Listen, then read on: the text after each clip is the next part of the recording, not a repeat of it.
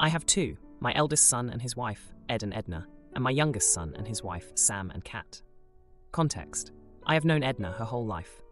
When she was 7 years old, her mom got diagnosed with cancer, so I started to help out with raising her. She and Ed were best friends, so it was easy. When she was 10, her mom passed away, so I took over all duties of raising a daughter. She started to date my son in college, and they got married later on. I genuinely look at her as my daughter, because I basically raised her. Her dad drank himself to death when she was 19 with my family. She would spend all the holidays, like school breaks, and go with us on holidays, etc. When they got married, they bought a house 4 houses down and have been living there. Now Kat is very sweet, she can cook well, and we bond in the kitchen and we get along great. But I really don't like being called Mom by her. I don't know why, but I just don't. I don't like it when people or children call me Auntie or nicknames, etc. I don't mind Edna calling me Mom because I feel like I raised her and earned that title. I have talked to her and my son many times about this. It makes me uncomfortable, and she says it shouldn't. She says it is awkward for her to call me by my first name. This New Year's dinner, she made it a point to call me Mom in every sentence, and I was annoyed. I pulled her aside and told her to knock it off, and she said it's not fair that Edna can call me Mom, but she can't. I told her that I raised Edna, so it makes sense. Edna has no family other than us, but you have a huge family with a mom that loves you very much. She said that she feels like I'm rejecting her from the family, and I told her that if, after all I have done for her, this is the thing that makes her feel isolated, then she needs help to be grateful. For context, among other things, I paid half of her college loans and helped her pay for the house they live in. She said that I'm a witch and Edna can be my favorite daughter-in-law, and it's creepy that I will babysit pups and not my grandkids because she and Sam won't ever come back. I told her to get out and be a brat somewhere else. Sam got involved and dragged Kat away. Kat lives 6 hours away, and I can't drive well, and they don't have a guest bed for me to stay the night. I pay 25% in childcare though. Edna and I have spa days once a month, a tradition since she was a teenager. So when Kat comes, we all go for a spa trip, and I always pay. Sam sent me a text asking me to apologize because it's such a small thing, and Kat is serious about her threat. I left him on red because I didn't think I need to apologize. Even my grandchildren call me by my name. They rarely call me Grandma, and they like calling me by my name.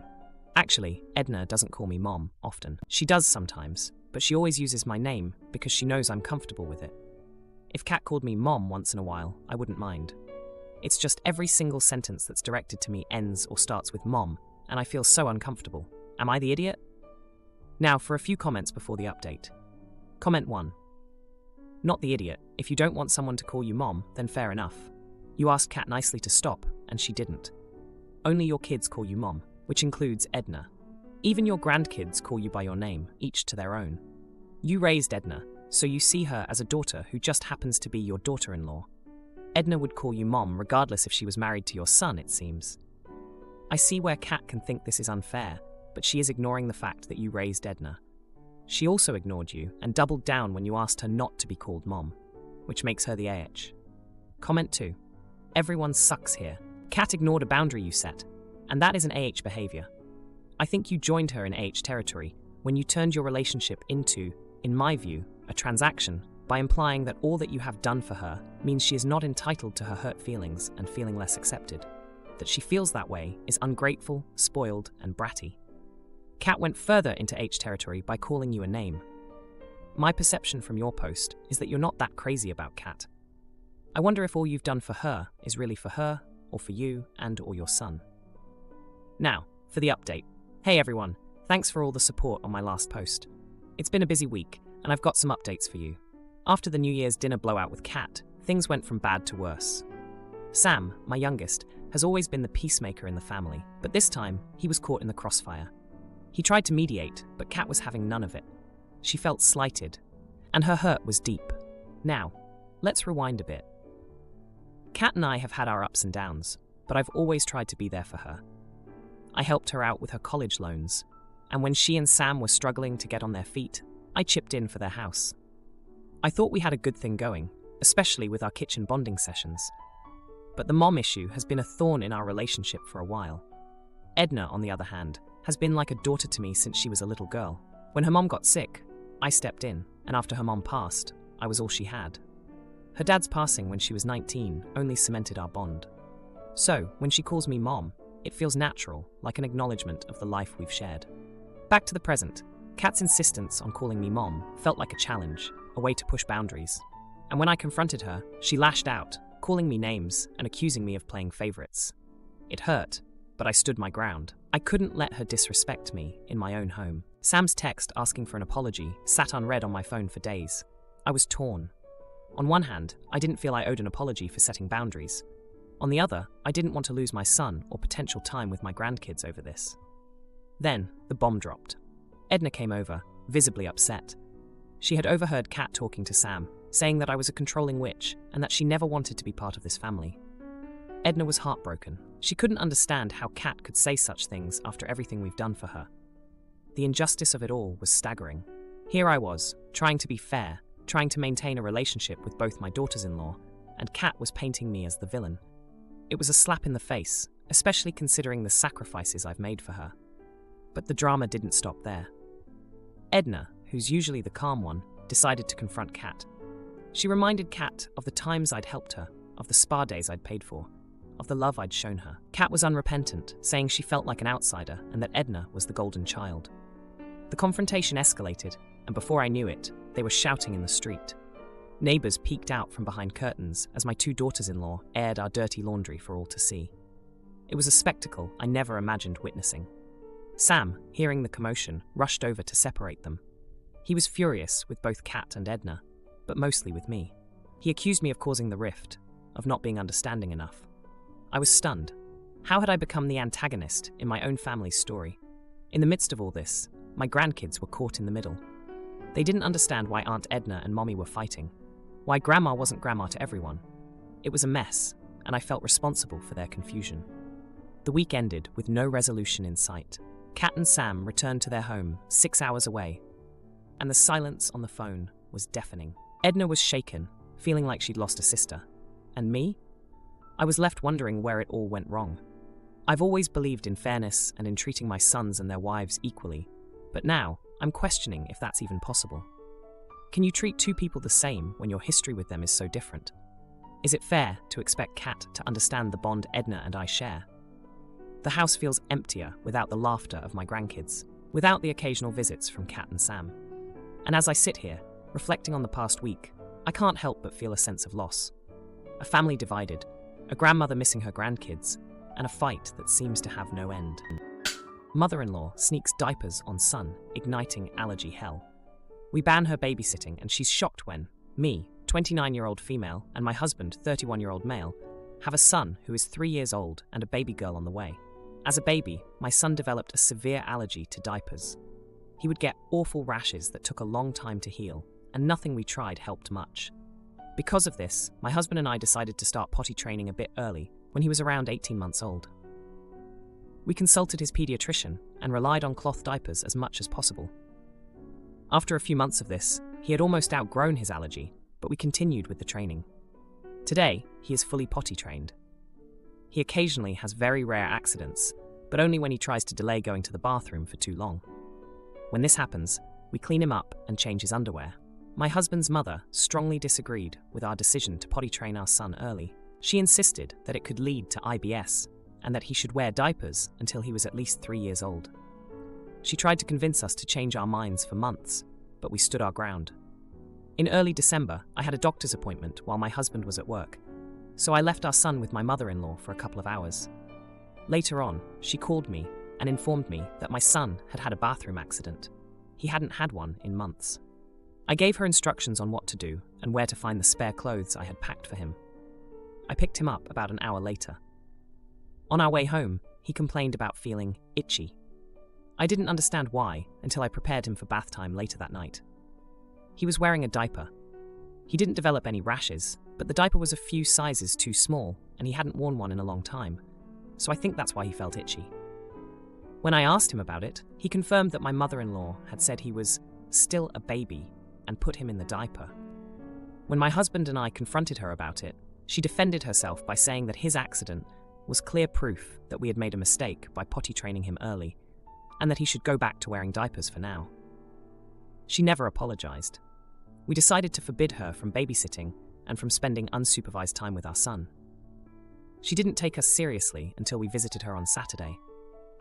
We had to go to the hospital, and instead of leaving our son with her, we brought him with us.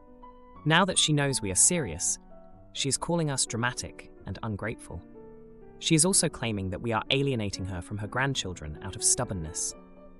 She still maintains that she was right about early potty training being a bad idea, and that she was only trying to help us. I don't think we are wrong, but this situation does feel a bit dramatic. My brother-in-law, who was skeptical of our decision in the past, thinks we are right to be angry, but believes that revoking her permission to babysit our son is still an overreaction. Am I the idiot? Edit. I want to clarify that the diaper was clean when I removed it. Also, my son will be 4 years old in February. Edit 2. My mother-in-law is not our only babysitting option. My mom and stepdad, my sister, my brother-in-law, and my best friend also babysit. Now, for a few comments before the update. Comment 1. Not the idiot. Your son is literally almost 4 years old, as you state in your edit. That's definitely not early for potty training. If anything, what she's doing is regressive and going to harm him going forward. On top of that, you have a medical reason and worked with his doctor to keep him out of diapers, and she ignored all that. Why did she have diapers on hand in the first place? She seems weirdly obsessed with the fact that you have a potty-trained preschooler, which is age-appropriate, and wildly uninformed about toddler health and how potty training works. Comment 2. Not the idiot. She's clearly demonstrated that she cannot be trusted to watch him and respect your wishes or his allergy. What if, God forbid, he develops another allergy, like to a food, and she decides you're making a mistake and feeds him his allergen? I'd say maybe make it so she can earn your trust back, but I don't begin to know how, beyond the first step being a very sincere apology on her part. Now, for the update. A lot has happened since my last post, and I wanted to give you all an update on the situation with my mother-in-law. After the incident with the diaper, things between us and my mother-in-law went from bad to worse. She started a campaign to convince the rest of the family that we were being unreasonable. My husband's aunt, who had always been close to us, suddenly started dropping hints that maybe we were being too harsh. It was clear that my mother-in-law was trying to turn the family against us. But let me back up a bit. When my son was born, my mother-in-law was over the moon. She had always wanted a grandson, and she showered him with gifts and attention. However, as he grew and we made decisions she didn't agree with, like the early potty training, she became more critical. She had raised 3 children of her own and believed her experience trumped our research and the advice of our pediatrician. Now, back to the present. My husband and I were at our wits' end. We had always valued family and the idea of our son growing up surrounded by loving relatives, but we couldn't just let my mother-in-law's actions slide. We had to protect our son from her undermining our parenting. Then, a jaw-dropping moment happened. My sister, who babysits for us occasionally, overheard my mother-in-law at a family gathering. She was bragging about how she had put our son back in diapers, and how it was only a matter of time before we came crawling back to her for help. My sister immediately told us, and we were livid. We decided it was time for a confrontation. We invited my mother-in-law over for a talk, making it clear that this was serious. When she arrived, she was all smiles, thinking she had won. But as we laid out how her actions had hurt us and our son, her smile faded. We explained that trust was the foundation of our relationship, and that she had broken it. She tried to defend herself, saying she had only done what she thought was best for our son. But when my husband brought up the conversation my sister had overheard, she was speechless. She had been caught red-handed, and she knew it. In the end, we told her that until she could respect our decisions as parents, she would not be allowed unsupervised visits with our son. It was a tough decision, but we had to stand our ground. The fallout was immediate. Some family members took her side, while others supported us, but something unexpected happened. My brother-in-law, who had been skeptical of our decision to potty train early, came to us privately. He admitted that he had seen a change in our son, how confident and happy he was, and he now believed we had made the right choice. He offered to mediate between us and my mother-in-law, hoping to mend fences. It took a week of tense discussions, but finally, my mother-in-law came to us, contrite. She admitted she had overstepped and promised to respect our parenting choices in the future. She asked for a chance to rebuild trust, and we agreed to give her that chance, albeit cautiously. Friends kid wrecks my collection, so I ban them from the party. They confront me, and I'm hit with a twist I never saw coming. I'm a 31-year-old male, I usually host New Year parties at my house. I have a considerable amount of amiibo figures that I have collected over the years enclosed in a glass showcase with a key. I keep it locked because 2 of my female friends have kids, and I like having them over. It's fine. The thing is, I have 3 mom friends in my group. Let's call her Lucy, and she has a 6-year-old son. Last New Year, 2022-2023, I forgot the key in the showcase, and he played with my amiibos. He just played, but he ended up ripping them off the bases, damaging a few. For example, Link became legless. I complained and asked her to pay me back for the damaged ones, but she just ridiculed it and brushed it off. So this year, out of a small amount of spite, I didn't invite her. No one at the party even seemed to notice. Today, I got an angry text from her, saying that she really likes my party, and it's a shame I forgot she was my friend, and why didn't I invite her? I said it was because of what happened last year, that I didn't want her child near my collection again. She said I was childish, which I admit. Regarding some aspects of my personality, and regarding damaging my stuff, I am, and said I was an and that wasn't a reason to not invite someone, and that her child was just playing. Some friends say that it's okay, that it's understandable.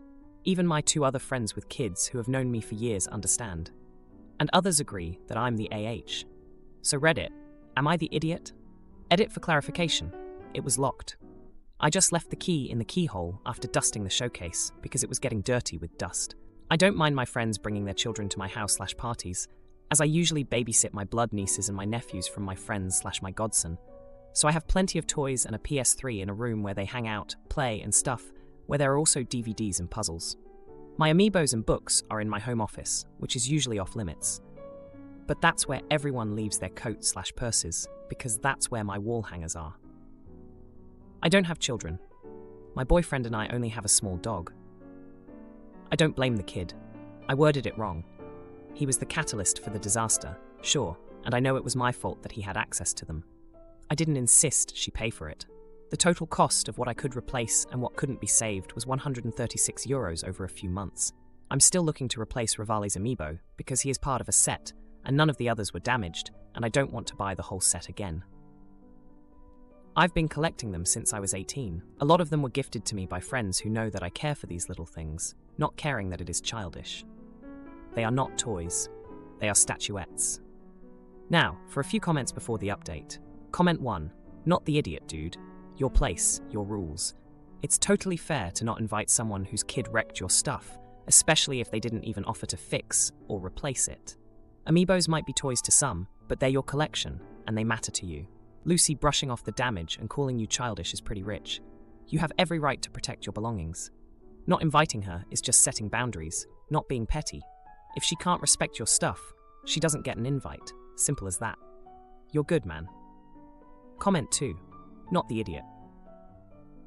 If I was a guest in someone else's house and my 6-year-old not only got into things they weren't supposed to touch, but then broke anything, I would apologize and offer to pay for it before the owner even asked me to. It is never too late to apologize, and yet she would sooner play dumb, double down, and call you names. You are within your rights to set boundaries and dole out a consequence for not respecting them. Now, for the update. A lot has happened since my last post, and I've got to say, things have taken some unexpected turns. I thought not inviting Lucy to my New Year's party would be the end of it, but boy was I wrong. After Lucy's angry text, I felt a mix of guilt and frustration. I mean, I've known her since college, and we've been through a lot together. She was there when I got my first amiibo, a Kirby that I still have in pristine condition. We used to play video games for hours, and she knew how much these figures meant to me. But her reaction to her son damaging them last year really stung. I talked to my boyfriend about the whole situation, and he's always been the level-headed one. He suggested maybe I could have handled it better, but he understood why I did what I did. Our dog, a little beagle named Max, seemed to pick up on the tension and was extra cuddly those days. Then, 2 days after the party, I got a knock on my door. It was Lucy, and she had her son with her. She came to apologize, which was a surprise. Her son had a little envelope with what looked like all his savings, and he handed it to me, saying he was sorry for breaking my amiibos. It was a touching moment, and I couldn't stay mad at the kid. I told him it was okay, and that I appreciated his apology. Lucy and I talked, and it seemed like we were on the path to mending our friendship. But here's where things got complicated. One of my other mom friends, let's call her Sarah, found out about Lucy's visit. Sarah has always been competitive, especially since we both started collecting amiibos around the same time. She's the kind of person who always has to one-up everyone else. I remember when I got my rare villager amiibo, she went out of her way to find one too, just to show it off. Sarah confronted me, accusing me of playing favorites and saying I was unfair for forgiving Lucy so easily. She brought up the time her daughter accidentally spilled juice on my carpet and how I had been understanding then. I tried to explain that it was different, but she wouldn't have it. She claimed I valued my collection more than our friendship, and it turned into a heated argument. The next day, I found out that Sarah had been talking to the rest of our friend group, stirring up drama. She told them I had accepted money from Lucy's son, which wasn't true. I had given the envelope back to Lucy, telling her that her son's apology was enough. But Sarah's version of the story made me look like I was extorting a child. My phone blew up with messages from friends taking sides. Some were supportive, understanding the sentimental value of my collection. Others felt I was being too harsh and should just let it go. It was a mess, and I felt like I was in the middle of a storm I didn't want to be part of. Then, in a twist I didn't see coming, my boyfriend sat me down for a serious talk. He said he was worried about how much the amiibos and the drama were affecting me. He reminded me of the time we first met, at a gaming convention, and how I had been more carefree and less attached to material things. He missed that version of me, and he was concerned that I was losing sight of what was important. I was heartbroken. I hadn't realized how much this whole ordeal had changed me. I was so focused on my collection and being right that I didn't see the strain it was putting on my relationships. My boyfriend's words hit me hard, and I knew I had to make some changes. I decided to reach out to Sarah to clear the air. We met at a local cafe, and I explained everything. I told her about the envelope and how I never took the money. I apologized for any misunderstanding and for not being more communicative. It was a tense meeting, but by the end, we agreed to put the drama behind us. As for Lucy, we've started to rebuild our friendship. She's been more respectful of my space and my collection, and her son hasn't been near my amiibos since. It's going to take time, but I'm hopeful. The whole experience has been a lesson in priorities and forgiveness. I've started to spend less time worrying about my amiibos and more time enjoying the company of my friends and my boyfriend. Max seems happier too, now that the tension has eased. If you like this video, you'll probably like these too. Also, while you're here, please consider subscribing. It's your support that keeps this channel alive and allows me to make better and longer videos. Have a great day!